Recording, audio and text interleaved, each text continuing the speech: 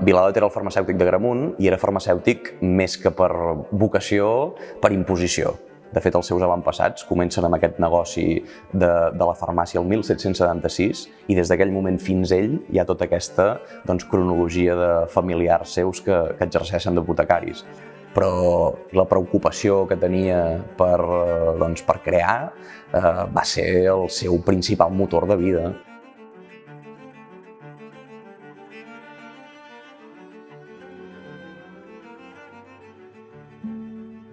Va ser als anys 50, quan Viladot ja de més jove s'havia interessat molt per llegir els grans clàssics espanyols, els grans clàssics catalans, que ell comença a entrar en contacte amb diferents revistes, sobretot lleidatanes, on li permetien fer petits articles, ressenyes, explicant llibres que havia llegit, exposicions que havia vist.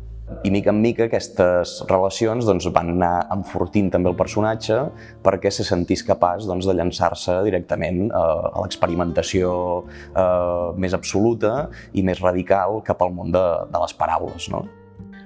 Mentre el conduïen cap al cementiri, el difunt aixecà la tapa del taüt per veure la comitiva que l'acompanyava. Tancà la tapa i es posà a plorar amb gran desconsol. Mormolà: «Tots són morts». L'any 56 escriu a la revista Labor un article sobre Rafael Alberti. Els aparells repressors del moment el castiguen a estar més de 3 anys sense poder escriure a la premsa del país. I aquest fet Viladot, quan és més gran, el rememora i fins i tot el mitifica i diu que va ser un fet molt important per 2 coses molt concretes. Primera de tot, començar a escriure en català, i per l'altre, i possiblement el que potser ens porta a aquesta exposició, és que també diu que a partir de l'any 56 comença a assentar les bases del que ell anomena el desmantellament de l'ordre alfabètic. Per a mi, la poesia visual neix d'una necessitat del desmantellament de l'ordre alfabètic heredat a través d'un llenguatge imposat. Aquest desmantellament porta a eliminar tot allò que pugui tenir una significació semàntica fins a quedar reduït a una expressió plàstica, ja sigui de la paraula, ja sigui fins i tot de la lletra.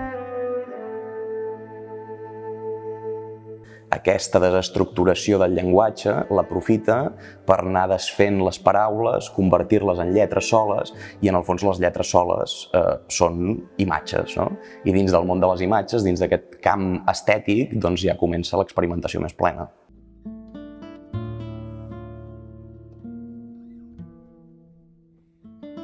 Pel que fa al món dels objectes, l'any 57, agafa unes pedres de riu que troba a Artesa de Segre, el poble veí d'Agramunt, i demana als seus nebots i nebodes que l'ajudin a polir-les amb un paper de vidre i les posa sobre peanes.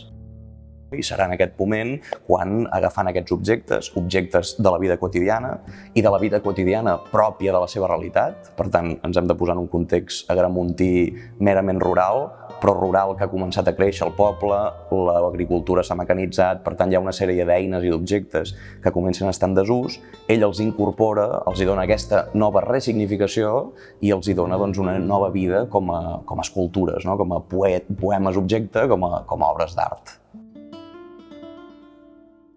Tot objecte està ideat per exercir una funció. Aquesta funció determina una forma, el que ara en diem un disseny. Si nosaltres prescindim de la funció, ens quedem en la forma, amb el disseny. Sempre diem que el primer rebost de Viladot és Agramunt. Material, però com també ho és un rebost simbòlic. Llavors sempre ell, a l'imaginari ponentí, agramuntí, aquesta cosa molt pagesa, sempre el té molt present en la seva obra. Hauries de venir al mes d'agost, a la migdiada, entre 2 i 3 de la tarda, a passejar per allà, que a mi no em segueix ningú ni el gos.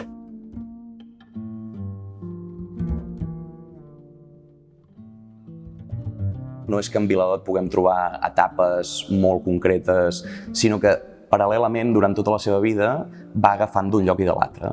Si la gent s'anima a venir a Agramunt a veure la seva fundació, l'Opardal, la Fundació Viladot, sempre diem que és una mena de magatzem visitable, un lloc on hi ha un aiguabarreig d'èpoques, de moments, de tècniques, i que és un imaginari que és radicalment experimental, però que també està molt lligat doncs, a la terra, al seu lloc d'origen, i que amb diferents formes d'expressió doncs, va anar desenvolupant i va anar mostrant.